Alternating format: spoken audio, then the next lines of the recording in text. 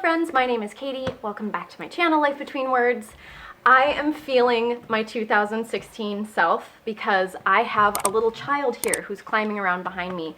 And if you guys were here around the beginning of my channel, you will remember that Fox, who was about Goldie's age at the time, actually he was a little older, but anyway, he would climb around behind me while I filmed my videos. So this is feeling very reminiscent.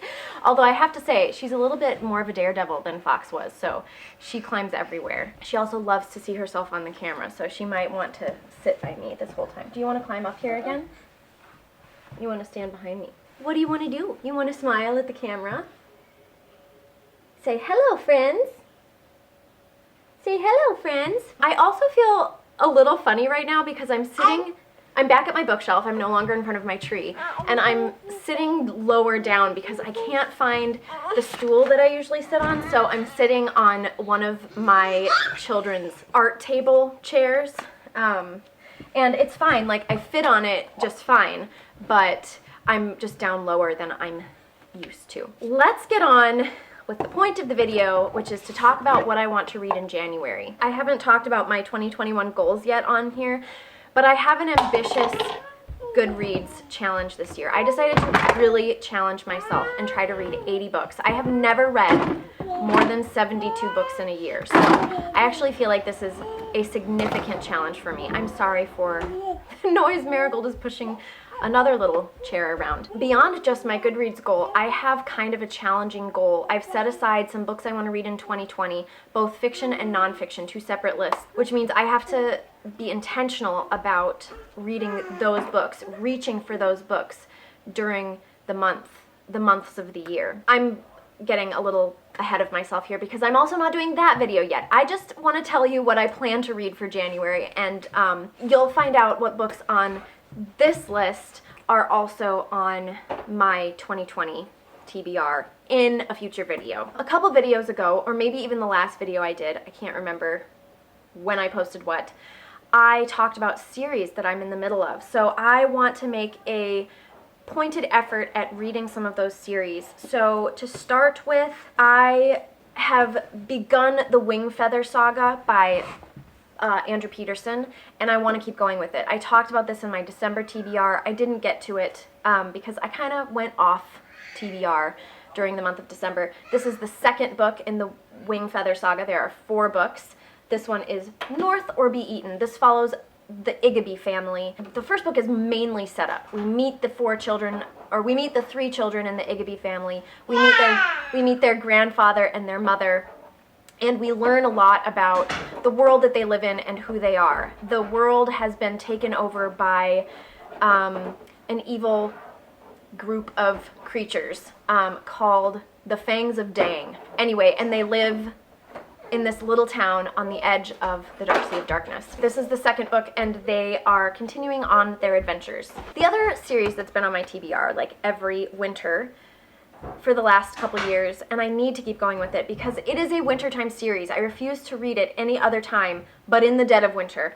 And that is, I don't remember the series title, but the second book in the series is The Girl in the Tower. The first was The Bear and the Nightingale. This is a Russian-inspired fantasy novel that follows our main character, Vasya, and she, in this book, the old gods, the old Russian folklore gods are real, and that kind of sets us off on this adventure. This is the second book in the series. I believe that Vasya has a brother, and I have a feeling this second book has something to do with Vasya maybe going to find her brother.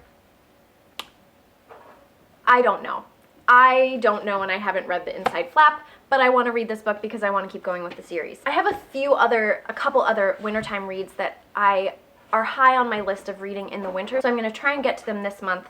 The first is a middle grade mystery series called Green Glass House by Kate Milford. This book follows our main character, Milo, who is the adopted son of the innkeepers of the Green Glass House. And on the first day of his winter break, people start knocking on the door, and each one of these mysterious people has some connection to this inn that he and his adoptive parents live at. I'm really eager to read this book. I've heard really good things about this, and I believe it's a series, so I guess I'm already on my way to starting a new series in 2021, but it was inevitable. Then we've got Northchild by Edith Petu. This book is a retelling of the fairy tale East of the Sun, West of the Moon.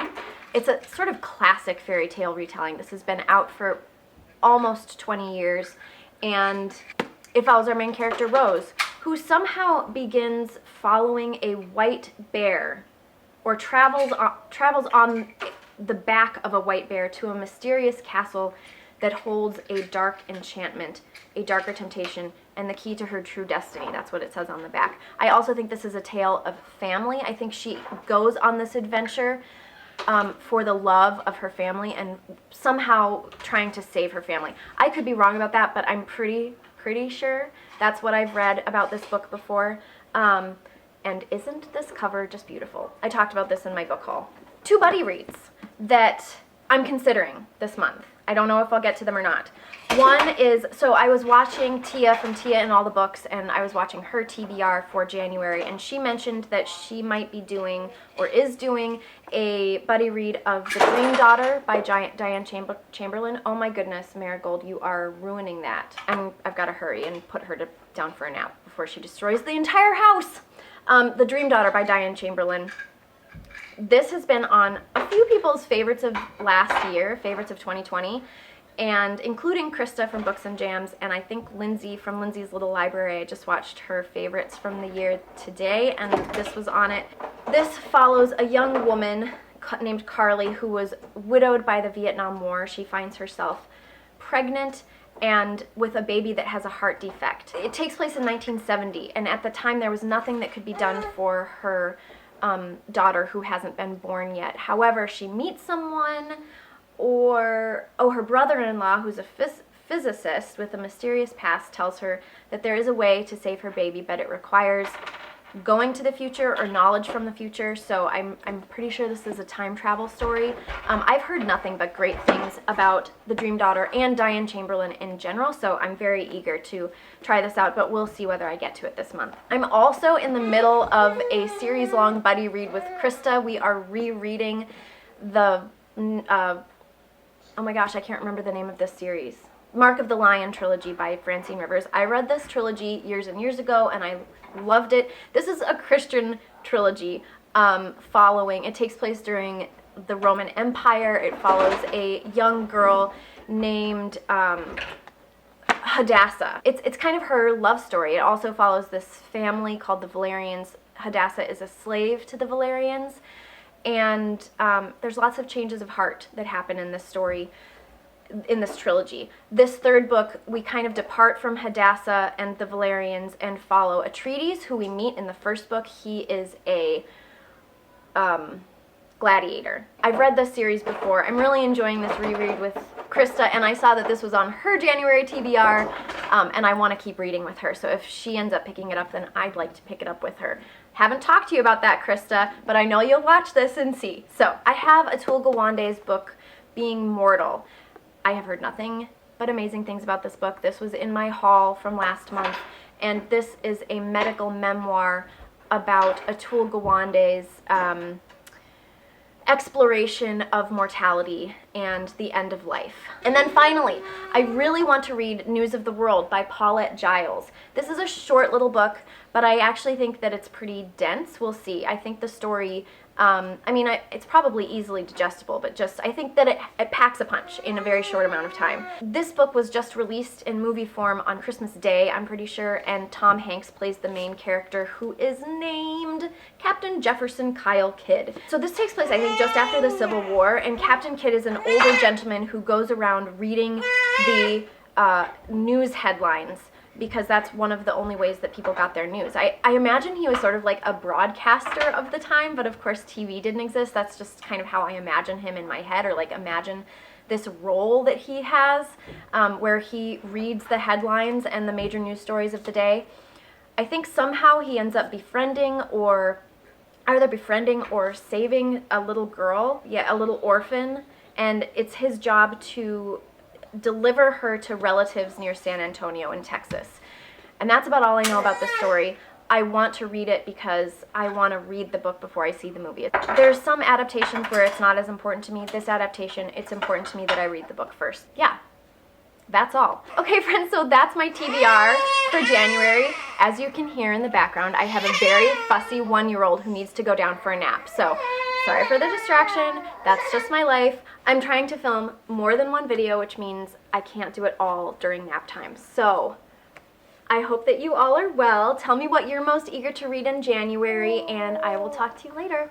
Bye, friends. Oh, don't forget to subscribe down below if you haven't already, and like this video. It would mean the world to me. I love you guys. I love interacting with you, and I hope that you're having a fabulous start to 2021. I'm sure that everyone is in agreement with me when I say I am ready to kick 2020 to the curb, although I am filming this on January 1st, and, you know, it doesn't really feel a whole lot different yet.